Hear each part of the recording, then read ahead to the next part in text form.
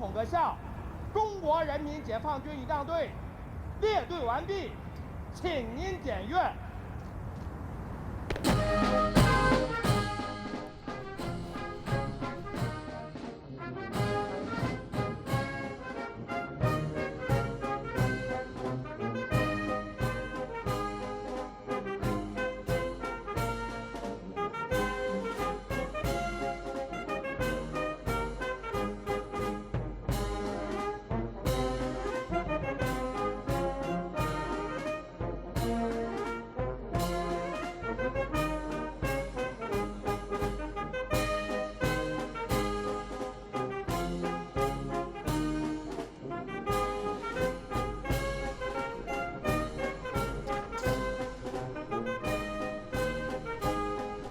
Now watching President Xi Jinping together with U.S. President Donald Trump walking along the red carpet to inspect military guard here.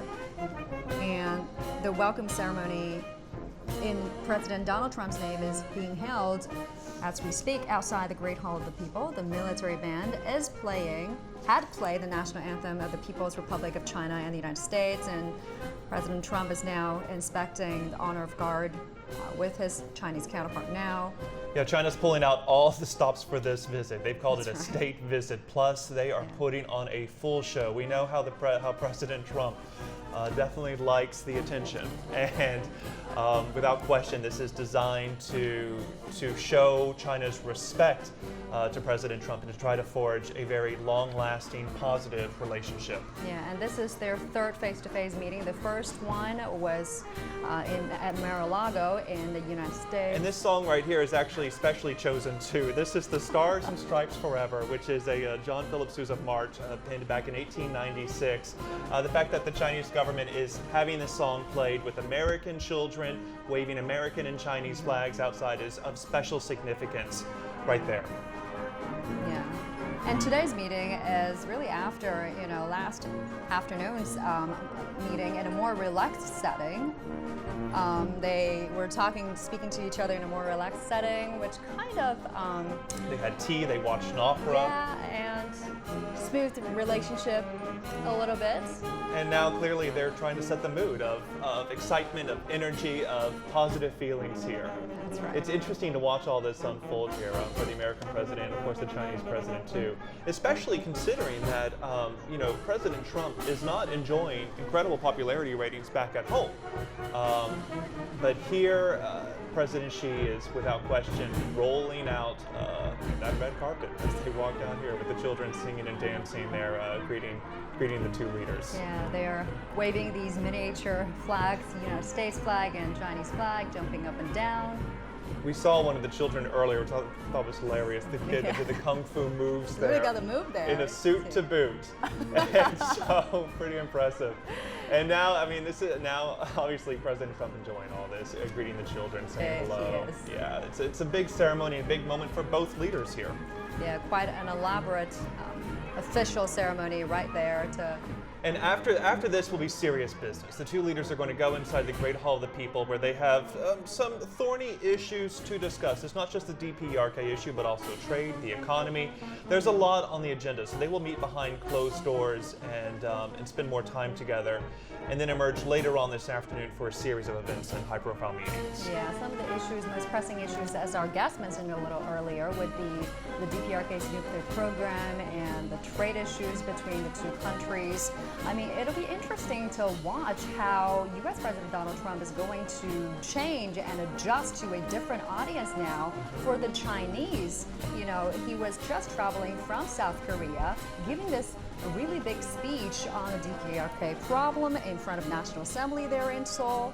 And now he is in China. So how he will adjust that tone to his Chinese counterpart, that'll be interesting to watch. We've seen a lot of changes in President Trump's tones over the months. Yeah. We saw during the campaign he was very harsh and very critical of China. Once he got inaugurated, that tone has changed considerably. He describes President Xi as a good friend. He says they have a warm relationship, although they disagree on several big issues. DPRK is just one of them. And so we'll see what kind of impact this meeting has between the two leaders over the months and weeks ahead as they try to tackle some of these more these thornier issues. Yeah. Let me just bring our guests back in. Mr. Donnan, you know, Mr. Trump actually spoke highly about Chinese president, giving personal praises. I'm sorry, I have to pause for a little bit to let our viewers to Kind of take soak in all the the image. atmosphere. Yeah.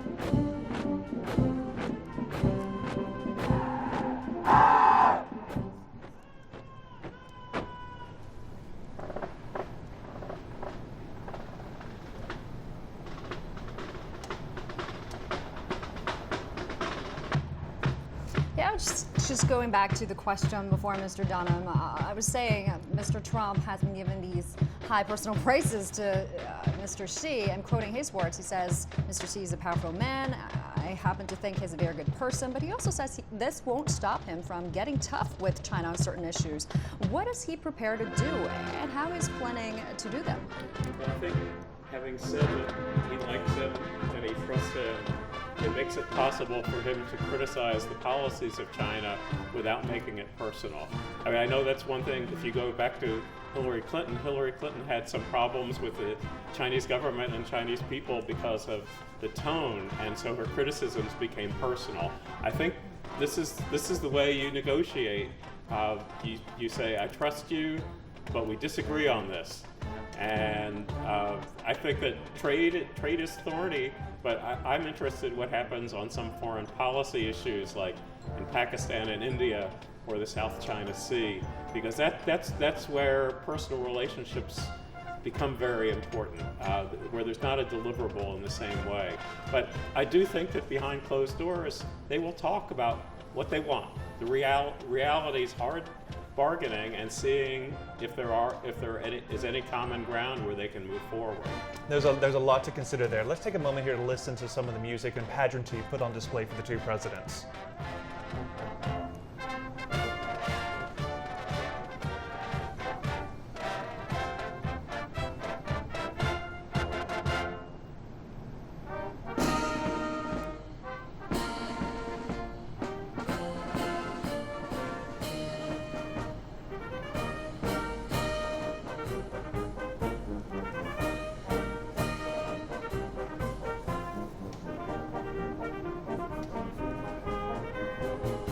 So again, these are live pictures coming from the Great Hall of the People of President Xi and President Trump right there, walking side by side along the red carpet up to the steps here for this very, very special welcome to President Trump to China.